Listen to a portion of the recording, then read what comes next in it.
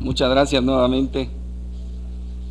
Bueno, primero es que yo esperaba desde luego también otro tipo de respuestas, porque realmente el tema del financiamiento rural, el tema de la falta de crédito, que no es de ahora, sino desde hace tiempo, pero que justamente el nacimiento de la financiera rural fue para acabar con el círculo vicioso que tenía Banrural.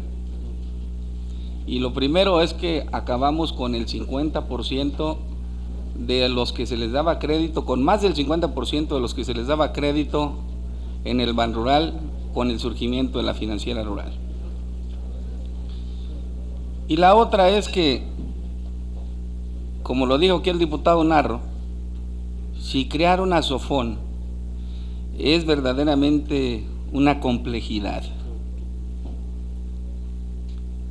Ahora la financiera se ha dado a la tarea de cerrar sus sucursales. Por ejemplo, quitó la de Querétaro y la mandó a Guadalajara, cuando en Querétaro se manejan recursos del centro. Pues justamente la sucursal era la del centro. Bueno, y tenemos que ver cómo agarramos el toro por los cuernos, cómo lo resolvemos, pero para entendernos tenemos que hablar el mismo idioma. A mí me interesa mucho saber el concepto que tiene la banca de desarrollo o la banca de fomento sobre el financiamiento integral, la ruta que debemos de seguir y que realmente representa un paradigma para los productores. No escuché absolutamente nada en cuanto a la competencia desleal entre FIRA y Financiera Rural, y a quién tiene que atender cada uno de estos. Pero además estoy verdaderamente sorprendido, porque si estamos hablando de que son 5.635.000 ejidatarios y se están atendiendo a 22.600, aunque tengo otra cifra que dicen que son 17.100, bueno, la diferencia es menor, pero esto representa que se esté apoyando al 0.4% de los ejidatarios. Ya no estoy entrando a los jornaleros agrícolas, ya no estoy entrando a los asalariados, ya no estoy hablando a los avecindados, los que en todo caso están destinados al fracaso y a no recibir crédito. Y por supuesto que el gobierno de la República, a través de la financiera rural, a través de FIRA, a través de la banca de desarrollo, no puede quedarse con los brazos cruzados. Tenemos que buscar una solución, porque justamente ahí está el cuello de botella. Si no hay financiamiento en el campo, hay migración, hay desintegración familiar, hay avance de la pobreza, hay desempleo y en consecuencia hay una migración lacerante de la zona rural a la zona urbana y a la Unión Americana.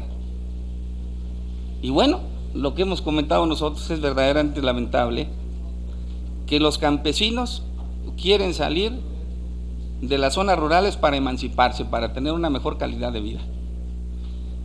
Y los citadinos que han sido triunfadores se quieren regresar al campo para vivir mejor, pero en un rancho. Esta es verdaderamente una distancia y es una situación que no puede ser una constante. Por otro lado, a la financiera rural le hemos autorizado de manera permanente en el Consejo de FIRA financiamientos que el año pasado fue una línea de crédito de 5,000 millones de pesos y que lamentablemente no pudo colocar más que una tercera parte. Y el problema es de fondo, señor subsecretario. Es de fondo porque los funcionarios de la financiera rural tienen que ser gente que conozca. Si no conoce, si no son extensionistas, si no andan en el campo, si no conocen a los productores y los problemas de ellos, entonces no podemos reconfigurar el problema de financiamiento rural y de crédito. O sea, que tenemos que buscar y tenemos que hacer uso de la imaginación para poder resolver un problema añejo. Y como a nosotros nos preocupa, debería de preocuparles a ustedes, porque es verdaderamente lamentable Yo he estado y he recorrido todos los estados de la República, y en cantidad de reuniones y de foros, casi nada más por inercia, les pregunto a los que están en esas reuniones cuántos han recibido crédito, y la verdad es que no levantan la mano. Eso es preocupante. Es preocupante porque mientras en las grandes potencias del mundo están fortaleciendo a las cadenas productivas y al sector primario de cada uno de sus países, nosotros estamos destinados a irlos debilitando. Y el crédito, el financiamiento rural juega un rol sumamente importante. Entonces, creo yo que esto implica un golpe de timón, implica una cirugía mayor. En los términos en que lo están planteando, no vamos a resolver el problema del financiamiento rural.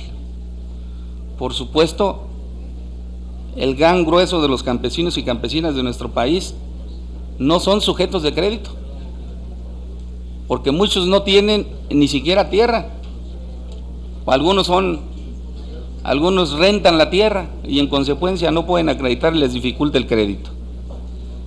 Luego entonces tenemos que buscar también una solución para ellos, de manera tal que nosotros vemos que habrá que rediseñarlo, y habrá que rediseñarlo con los que saben. Ciertamente aquí ya se hizo alusión a que tenemos que ver en el tema presupuestal, tenemos que ver partidas, tenemos que ver programas, tenemos que ver algunas iniciativas que impliquen, entre otras cosas, fortalecer el financiamiento rural. Pero ahí es donde la puerca va a torcer el rabo, porque vamos a tener conceptos diferentes, vamos a tener visiones diferentes, y al menos creo que los 87 diputados federales que somos de CNC vamos a ir en un mismo sentido. Y obviamente, reitero, nos preocupa el estado de indefensión en el cual se encuentran millones de campesinos, no solamente ejidatarios y comuneros, sino jornaleros, asalariados, avecindados que no tienen acceso al crédito, y que los programas paralelos de Zagarpa, de FIRCO, de Reforma Agraria y de otras dependencias que están en el marco del programa especial concurrente, lamentablemente no pueden ir a la par con la política financiera de la financiera rural. Entonces, verdaderamente nos preocupa las respuestas, la falta de voluntad del gobierno de la República para resolver este problema y que sea un acicate que reactive la economía de las diferentes regiones del país, y que el sector primario que ha aportado, que se ha encontrado en estado de indefensión, que ha sido el más sufridor, lamentablemente ahora le va a tocar nuevamente bailar con la más fea. Muchas gracias.